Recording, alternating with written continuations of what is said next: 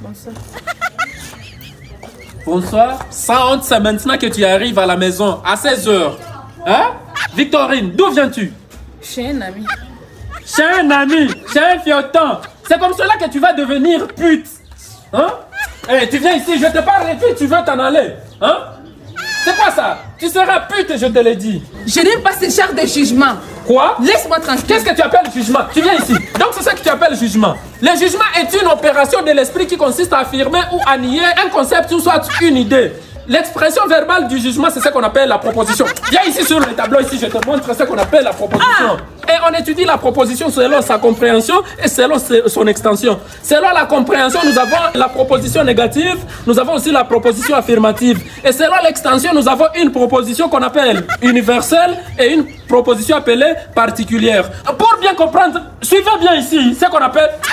Nous avons, j'ai parlé de la proposition universelle affirmative. Et la première voyelle de affirme, c'est A. Parce que le mot affirme vient de affirmative. Nous avons A. Nous avons, pour la négation, nego, nous avons E. Nous avons pour affirme, la deuxième voyelle, c'est la voyelle I. Et pour nego, la deuxième voyelle, c'est O. Maintenant, à partir de ces voyelles ici, hein, nego, affirme, nego. Suivez ici ce que je vais te montrer. Hein? Ça, c'est à partir de affirme et nego. Je te présente ce qu'on appelle proposition. Parce que moi, tu as dit que je t'ai jugé. Alors, suivez ici. Et chacun de ces éléments a une relation avec l'autre. Ou soit a une relation avec l'autre. C'est ceci. Alors, avec ceci. A, c'est ça la proposition universelle affirmative. Là, nous avons la proposition universelle négative. Nous avons la proposition particulière affirmative et la proposition particulière qui est négative. Et j'appelle proposition universelle lorsque le sujet est pris dans toute son extension. Et proposition particulière lorsque le sujet est pris dans une partie de son extension. Par exemple, ici, la proposition qui est universelle affirmative. Par exemple, tout homme est sage. Tout homme, sans exception. Donc le sujet tout homme est pris dans toute son extension. Alors, ici, sa négation sera tout homme. Il n'y aura aucun homme n'est sage. Avec les deux propositions, si vous voyez tout homme est sage et aucun homme n'est sage, vous voyez que les deux propositions ici sont contraires. La contrariété. Les deux propositions sont contraires. Parce que tout homme, aucun homme. Ici, nous avons l'affirmation, ici, nous avons la négation. Voilà pourquoi nous avons appelé cette proposition ici universelle affirmative.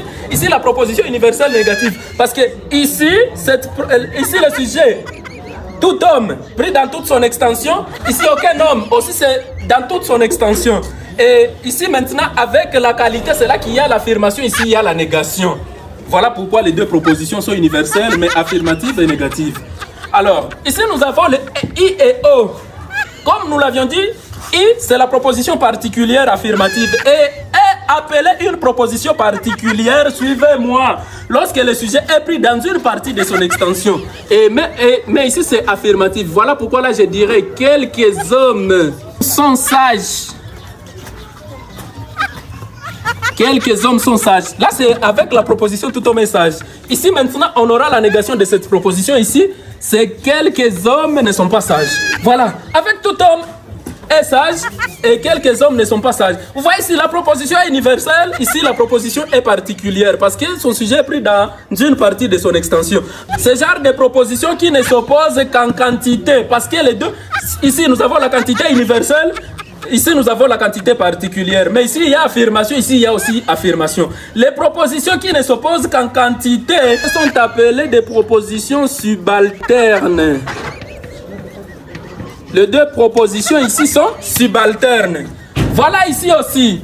Aucun homme n'est sage. Quelques hommes ne sont pas sages. Ici, la proposition est universelle négative, mais ici, la proposition est particulière négative. Voilà ici aussi, les deux propositions ne s'opposent qu'en quantité, où ici, il y a la quantité universelle. Ici aussi, nous avons la quantité qui est particulière. Et comme les deux ne s'opposent qu'en quantité, les deux propositions ici sont aussi subalternes. Parce qu'elles ne s'opposent qu'en quantité. Voilà. Alors, nous partons ici, à cette liaison ici. Nous avons ici la proposition universelle négative. Nous avons ici la proposition particulière affirmative. Ici, les deux s'opposent en quantité d'abord. Si vous voyez ici, tout homme, le sujet est pris dans toute son extension.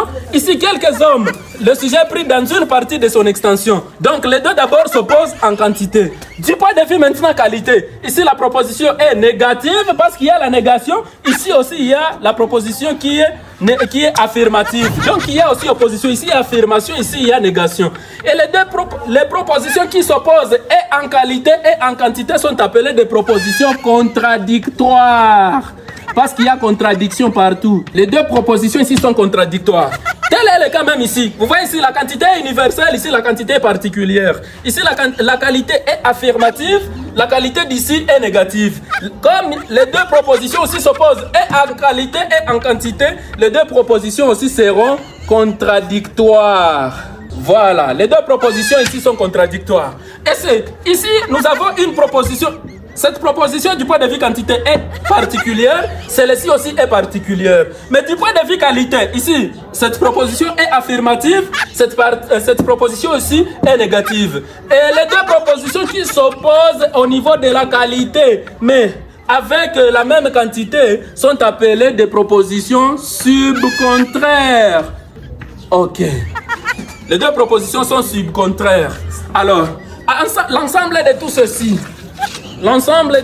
c'est ce qu'on appelle le carré logique. Ça, c'est en philosophie. Mais vous m'aviez dit que je vous ai jugé. Alors que l'expression verbale du jugement, c'est la proposition. Et la proposition a le sujet, le verbe copule, donc la copule et le prédicat qu'on appelle encore attribut. Et puis vous avez dit que je vous ai jugé. De quel jugement parlez-vous? Tu es ma soeur, je te respecte trop, mais tu ne dois pas te promener n'importe comment. Va-t'en dans la maison. Ne refais plus cela. Est-ce que tu comprends? Oui. C'est fatigant. Ah.